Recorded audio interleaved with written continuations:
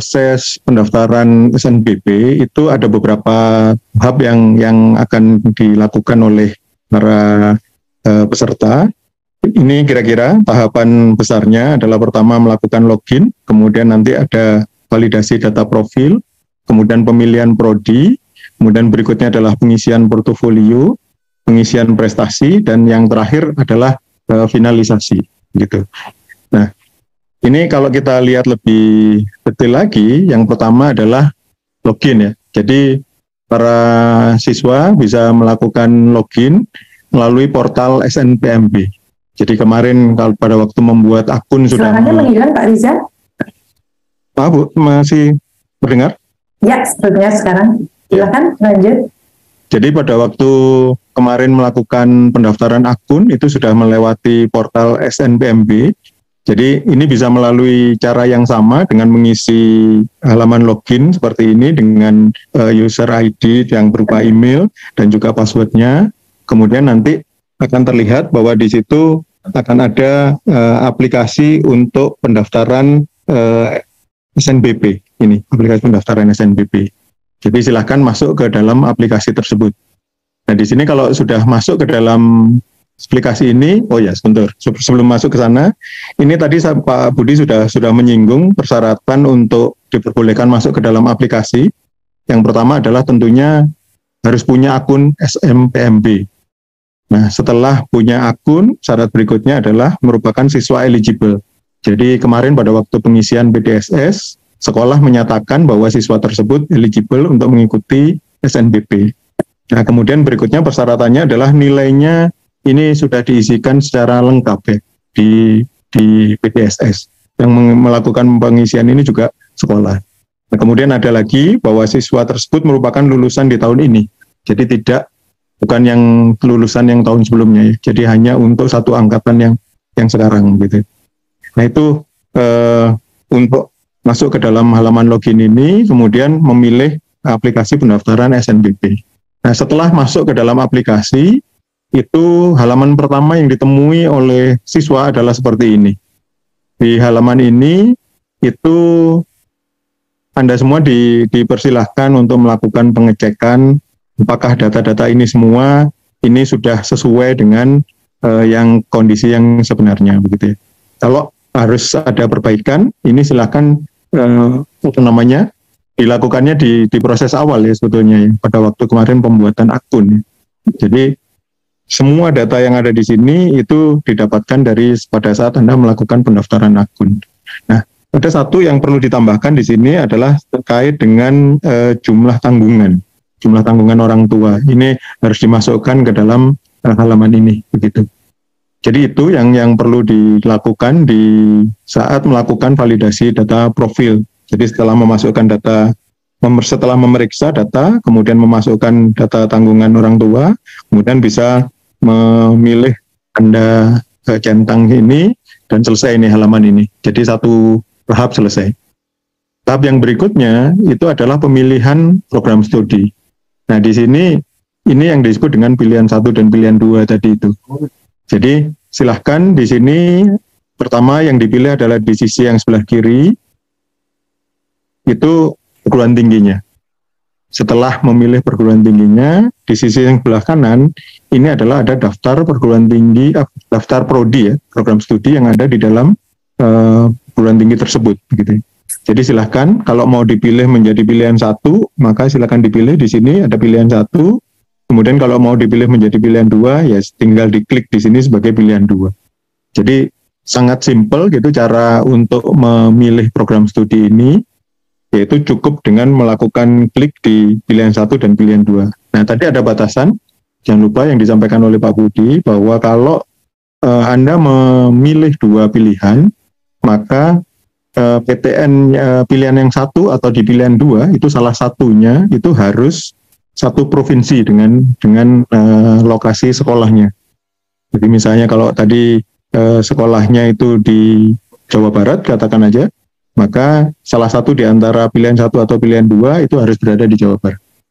Kalau misalnya katakan aja sekolahnya di Sumatera Utara begitu, maka salah satu di antara pilihan 1 dan pilihan 2 harus berada di Sumatera Utara. Seperti itu ininya, batasannya. Selain itu tidak ada batasan, dan memang betul bahwa ada perbedaan dengan tahun yang sebelumnya, di mana kalau di tahun sebelumnya itu ada batasan terkait dengan Saintek dan Soshum. Di tahun ini tidak ada batasan. Jadi semua boleh memilih ke semua, begitu ya pada dasarnya. Tapi tadi yang disampaikan oleh Pak Budi, jangan lupa bahwa pilihan itu semuanya ada konsekuensinya ya. Jadi harus dipilih secara bertanggung jawab begitu. Nah, setelah melakukan pilihan di sini bisa memilih tombol ini, di mana di sini ada pilihan Anda, akan muncul sebuah dialog seperti ini. Artinya untuk memperlihatkan pilihan satunya apa, pilihan duanya apa. Kalau ingin membatalkan pilihan dua, bisa menggunakan tombol ini, menghapus pilihan dua. Nah, kemudian kalau kira-kira pilihannya itu sudah firm, baik itu memilih satu pilihan atau memilih dua pilihan, sudah firm, sudah yakin begitu, maka ini bisa dipilih tombol ini. Nah, berikutnya, artinya kalau sudah sampai di tahap itu, pemilihan program studi ini sudah beres. Jadi, langkah kedua sudah beres. Kita masuk ke langkah yang berikutnya. Jadi kalau dilihat di sisi sebelah kiri ini sebetulnya ini urutan langkahnya itu ada di sini nih. Terlihat di kiri ini. Mulai dari profil, pilihan prodi, kemudian portofolio, prestasi, dan finalisasi itu ada di kiri ini. Jadi silakan mengikuti icon yang ada di sebelah kiri ini sudah langsung bisa nanti sampai beres begitu ya, sampai selesai. Nah, ini adalah yang ketiga, yaitu yang portofolio. Nah, ingat, portofolio ini hanya dibutuhkan bagi para siswa yang mendaftar di program studi olahraga atau seni. Nah, nanti kalau ingin melihat apakah program studinya membutuhkan portofolio atau tidak, itu bisa dilihat di halaman yang sebelumnya. Di sini, ini akan terlihat di sisi sebelah kanan. Kalau misalnya katakan aja dia memilih pilihan satunya adalah ini, maka dia akan terlihat bahwa dia membutuhkan portofolio jenis ini, begitu. Kalau pilihan duanya yang ini, katakan aja ya seperti itu. Jadi di sebelahnya ada penjelasan terkait kebutuhan portofolio dari prodi tersebut. Nah, kemudian portofolionya itu akan di-upload di menu portofolio, begitu ya. Jadi bagi yang pilihan prodinya tidak membutuhkan portofolio, langkah ini tidak perlu dilakukan. Jadi langsung bisa masuk ke langkah berikutnya, yaitu pengisian prestasi, begitu. Nah, bagi yang memilih program studi yang membutuhkan portofolio, di sini ada tampilan seperti ini di menu portofolio.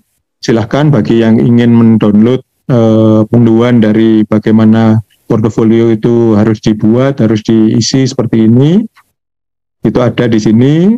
Nah, kemudian nanti silahkan dibuat ininya, file-file yang diperlukan.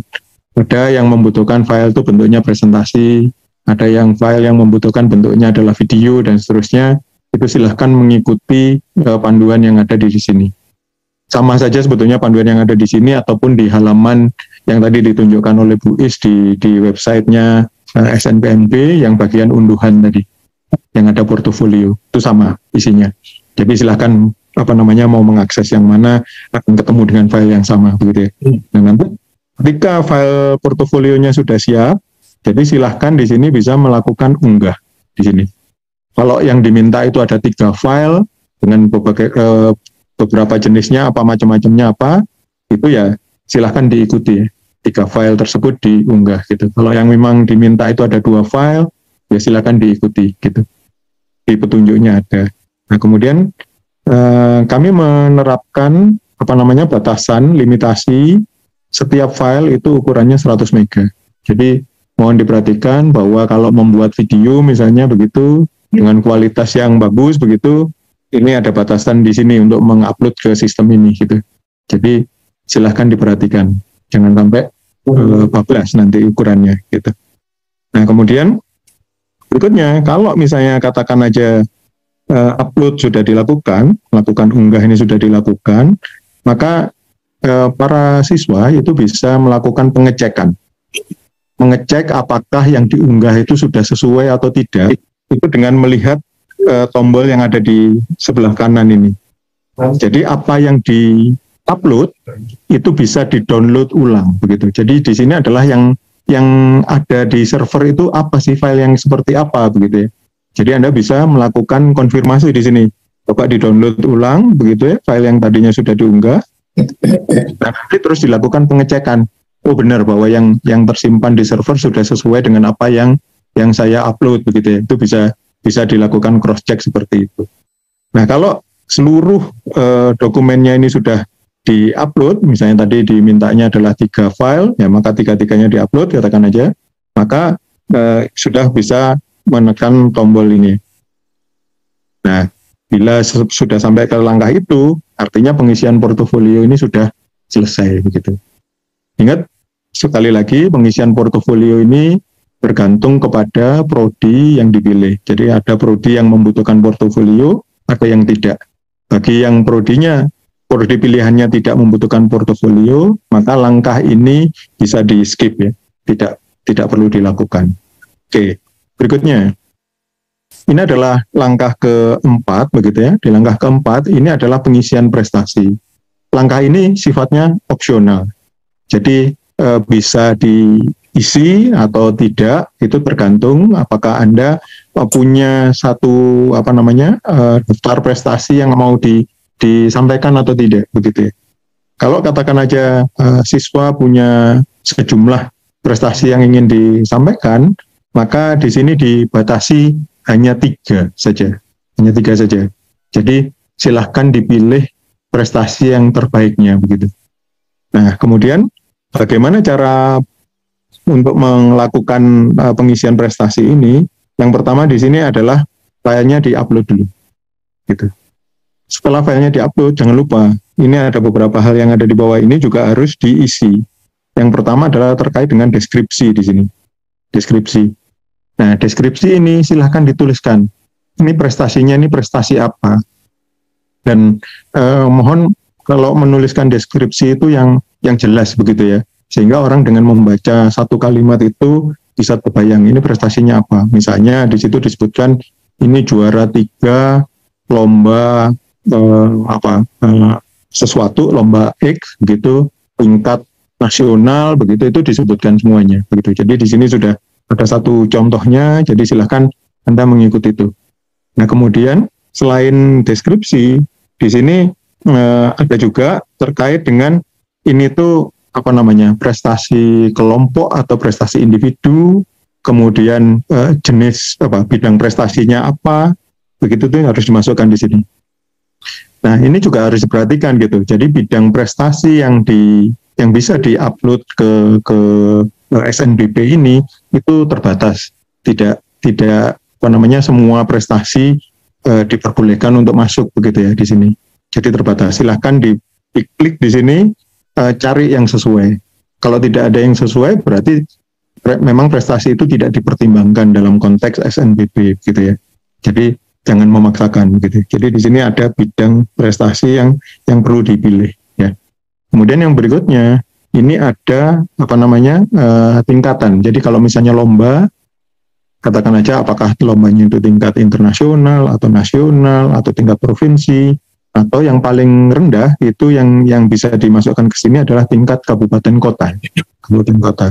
Jadi bagi yang punya prestasinya di bawah prestasi kabupaten kota, katakan aja ada lomba sesuatu di tingkat kecamatan atau di tingkat sekolah itu sendiri. Nah, di sini tidak perlu di-upload ya, karena di sini tidak merupakan suatu prestasi yang dipertimbangkan dalam seleksi SNBP begitu. Nah, oke.